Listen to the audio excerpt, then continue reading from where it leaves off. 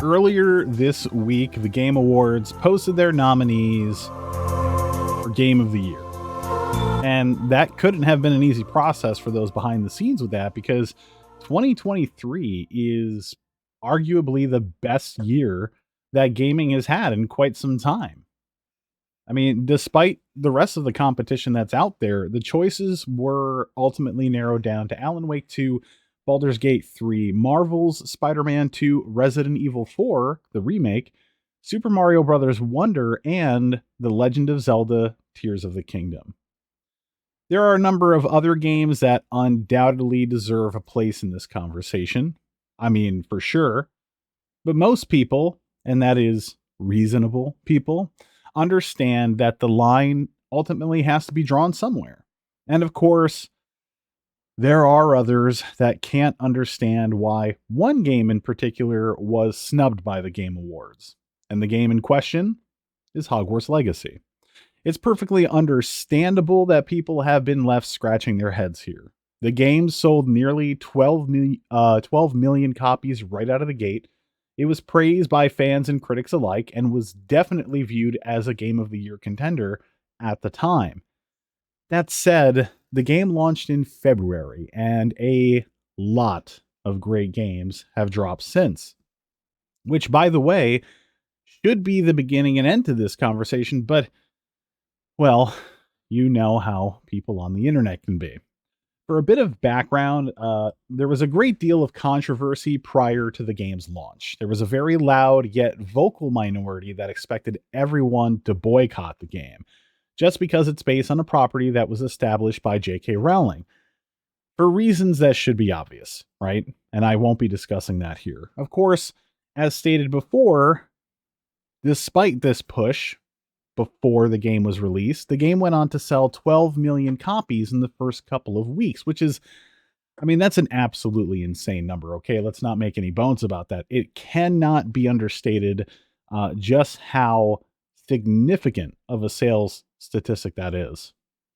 So the thought out there is, if the game came out selling as much as it did and it didn't end up gaining a Game of the Year nomination, clearly the game only sold as well as it did because people wanted to stick it to the woke crowd.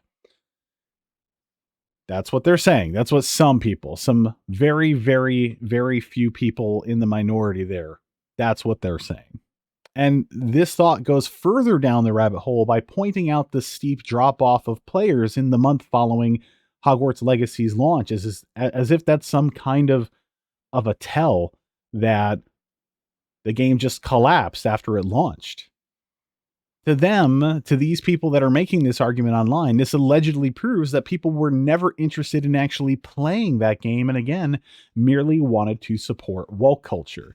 Obviously, I'm going to dismantle this insane bit of groupthink right now, because first and foremost, there's no possible way that any significant number from those initial 12 million units sold were tied strictly to an agenda. Not even 1%. It's Harry Potter and it's the wizarding world. It's a huge cash cow, and the fan base for this property spans across the entire globe. Sales can be chalked up to that and literally nothing more. And anyone who can't understand that out there, these people just can't be reasoned with. More than that, they have their own agenda that they're trying to push here. Ironically, right? The narrative that these people were pushing prior to this game's launch was tiring, because they ultimately just wanted this game to fail, because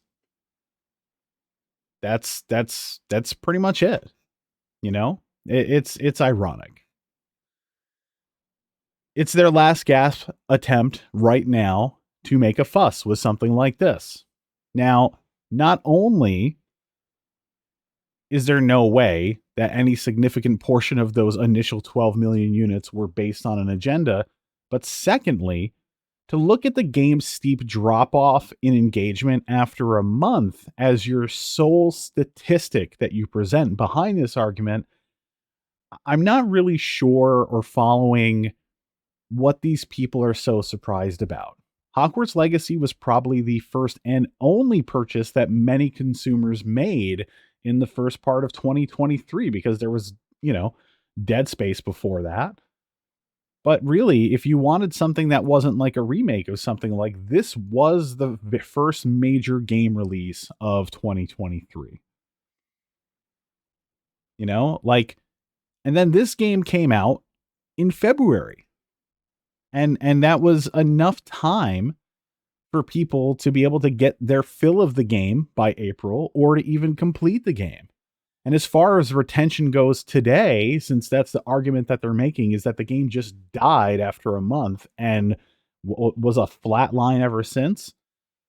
Let's look at some actual statistics to complete the story here.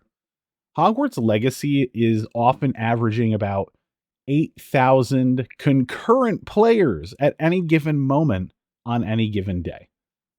This morning, I checked for myself, and that's morning, right? Not the peak time of the day that you would expect to see the most people online. There were over 7,000 players on Steam, and that's just Steam. Don't forget, this is also available on the PlayStation 5. This game is also available on the Xbox Series consoles. It's also, if it's not available on the Switch yet, it's coming pretty soon. Okay, but let's not stop there. Let's compare that to other games that came out this year that are also being sold via Steam and where those numbers were at this morning. Star Wars Jedi Survivor, a pretty massive game, had under 1,000, okay? 1,000 concurrent players. Resident Evil 4 had 5,000. Diablo 4, 6,800. Lies of P, 2,700. Lords of the Fallen, 2,600. Mortal Kombat 1, 3,800. Dead Space, 599. Payday 3, 907. Well, that's super worrying considering that's a brand new multiplayer game. Starfield, 16,000. So to have enough retention to keep 8,000 players concurrently at any given moment, on average, on just a single platform, that is not a bad statistic at all, especially considering Hogwarts Legacy came out before each and every one of the games I just mentioned, with the exception of Dead Space. It's important that if you're going to use a single statistic to try and make a point, you need to come to the table with the rest of the contextual data to help support your claim. Otherwise, you end up looking pretty silly when an internet nobody, such as myself, can bring those other stats to the same table and just body you. But the people pushing this message that I've seen are mostly low-tier personalities, and it's quite possible that they're merely farming for views and engagement. But then again, people have shown time and time again that they're not bright enough to think these things through. So please, before you go on the internet and push an agenda or a narrative, do your research. Please, the rest of us implore you.